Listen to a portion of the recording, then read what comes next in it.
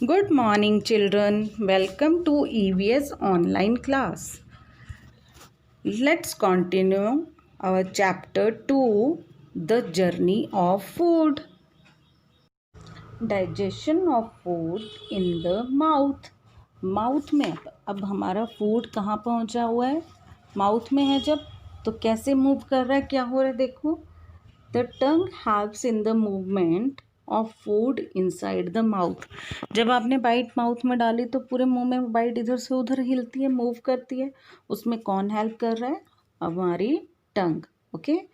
The food becomes wet when it mixes with saliva. तो मुंह में जो हमारे लार होती है ना, उस लार में जब खाना मिक्स हो जाता है तो वो कैसा हो जाता है? वेट, गीला हो जाता है. Saliva is a liquid secreted by the salivary glands in our mouth.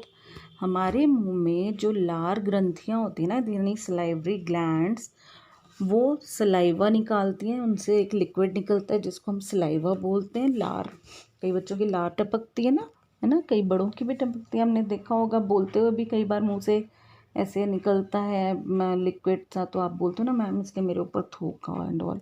इस तरह से नहीं होता, ठीक है ना. तो वो चीज़ है, वो माउथ में जो सलाइवा होता है वो हमारे खाने को वेट करने में हेल्प करता है, उससे मिक्स हो जाता है खाना. Saliva makes the food soft and easy to swallow. Swallow होता है निगलना. ओके. तो खाने को सॉफ्ट कर देता है ये सलाइवा हमारा, और ताकि हम इजीली उसे निगल सकें. Saliva contains an enzyme called amylase. Amylase नाम का एक एंजाइम होता है इसी सलाइवा में, जो हमारे खाने में प्रेजेंट स्टार्च को शुगर में कन्वर्ट करता है. ठीक है. और उससे हमें एनर्जी मिलती है. और वो कन्वर्जन का प्रोसेस जो होता है वो कैसे निकल रहा है? अभी हमने जो खाया तो हमारे फूड में नेचुरली शुगर है, हम कहते हैं ना नेचुरली शुगर है. वो कैसे है, क्या हो रहा है उसका अंदर? जब वो जा रही है वो एक्चुअल में स्टार्च फॉर्म में जा रही है, और फिर वो स्टार्च और सलाइवा आपस में जब मिल रहे हैं तो उनमें जो रिएक्शन होता है उसकी वजह से क्या होता है, ये देखो maltose. Digestive juices change the starch present in the food into a simpler form of sugar called maltose. It has a sweet taste. तो अब जो डाइजेस्टिव जूस हमारी बॉडी में है, आपने पढ़ा था ना उसके बारे में, डाइजेस्टिव जूस, वो ग्रीन कलर का, याद करो. हमने जब डाइजेस्टिव सिस्टम फर्स्ट डे जो हमने डाइजेशन का डाइजेस्टिव सिस्टम डायग्राम को मैंने एक्सप्लेन किया था, आपको बताया था कि गॉल ब्लैडर के पास ही एक आपके होती है पाइल, बाइल बोलते हैं जिसको, बाइल, जिसमें वो होता है क्या नाम है, डाइजेस्टिव जूस हमारा होता है ना. तो वो डाइजेस्टिव जूस क्या करता है, स्टार्च के साथ मिक्स होके उसको चेंज कर देता है स्टार्च को शुगर में. उस शुगर को हम क्या बोलते हैं? माल्टोस. और फिर क्या होता है? ग्लूकोज. ग्लूकोज कैसे बना? Maltose breaks down into glucose when it reaches the intestine. और जब ये माल्टोज हमारा, यानी जो हमारा वो डाइजेस्टिव जूस में मिक्स होके माल्टोज बन के जब वो इंटेस्टाइन में, स्मॉल इंटेस्टाइन में पहुंचता है, तो वहाँ वो क्या बन जाता है? ग्लूकोज. और glucose is the simplest form of sugar which can be easily absorb by the body. और ग्लूकोज वो सिंपल फॉर्म है शुगर की जो बॉडी में ईजिली एब्जॉर्ब हो जाती है. This helps in producing energy for the body. और इसी से हमारी बॉडी को एनर्जी मिलती है. The blood contains a certain level of sugar. और हमारी ब्लड में भी शुगर होती है, एक सर्टेन लेवल, एक लेवल होता है उसका. We feel tired and weak if this level goes down. अगर हमारा शुगर लेवल कम होता है तो हम बहुत थका हुआ और कमज़ोर महसूस करते हैं. वी कैन इवन फेंट. इवन हम बेहोश भी हो सकते हैं. फेंट होता है बेहोश हो के गिर जाना, ठीक है, बेहोश होना. A rise in the level of sugar cane cause diabetes. और अगर शुगर बढ़ जाए तो हमें बीमारी हो जाती है जिसको हम कहते हैं diabetes. Okay. Next topic in this lesson, digestion of food in the stomach and intestine. अब खाना कहाँ पहुँच चुका है? इंटेस्टाइन तक, स्टमक तक. तो ये कहाँ, वहाँ पर क्या चल रहा है? देखो, the food goes from the mouth to the stomach through the food pipe. Food pipe को हम और क्या कहते हैं? एसोफेगस. क्या कहते हैं? एसोफेगस. हाँ. एसोफेगस यानी फूड पाइप के थ्रू हमारे माउथ से स्टमक में खाना चला गया.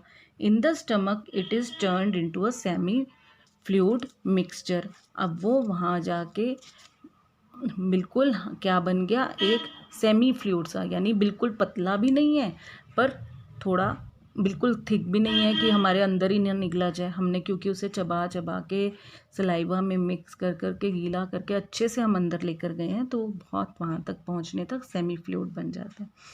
The walls of the stomach secret digestive juices which further break down the food into a simpler form. और फिर जो स्टमक की वॉल्स हैं यानी स्टमक के साथ ये जूस डाइजेस्टिव जूसेस टकरा कर वहाँ घूम घूम कर फिर से खाने को और भी सिंपलर फॉर्म में ब्रेक कर देते हैं. From the stomach the food goes to the small intestine. अब स्टमक से खाना कहाँ पहुँच गया, स्मॉल इंटेस्टाइन में. Here it is completely digested by the digestive juice. अब यहाँ पर पहुँचकर ये डाइजेस्टिव जूस पूरी तरह से हमारे खाने को डाइजेस्ट करा देता है, जिससे हमें और क्या निकलता है, प्रोड्यूस होता है, ग्लूकोज प्रोड्यूस होता है जो हमारी बॉडी को एनर्जी देता है.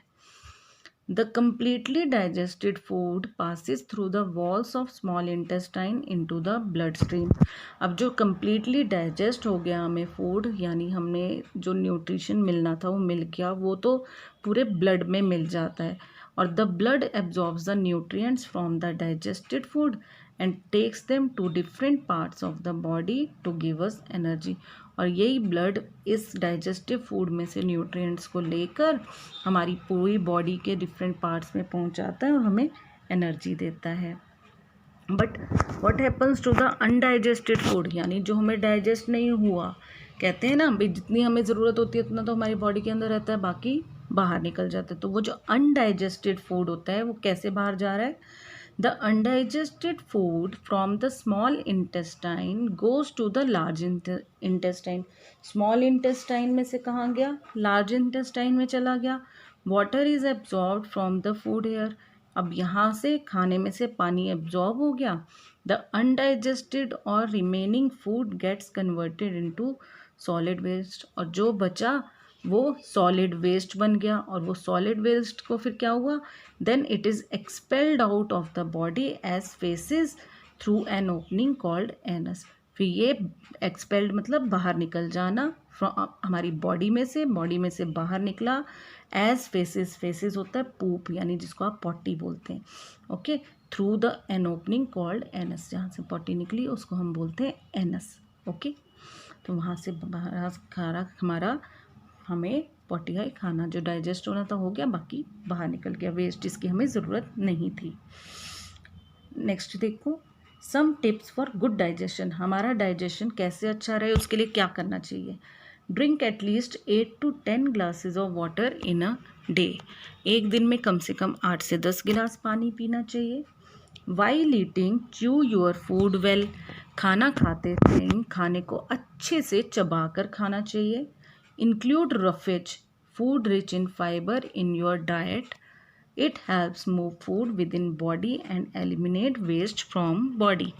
अपने खाने में रफेज होता है जिस खाने में फाइबर ज़्यादा होता है, like whole grain cereals, oats, whole wheat pasta, whole wheat bread जो होती है, और fruits like melon, orange, vegetables like carrot, peas, potatoes, सारी पल्सेस जो दालें होती हैं उनमें भी रफेज होता है. तो वो सब अपने खाने में इंक्लूड करना चाहिए.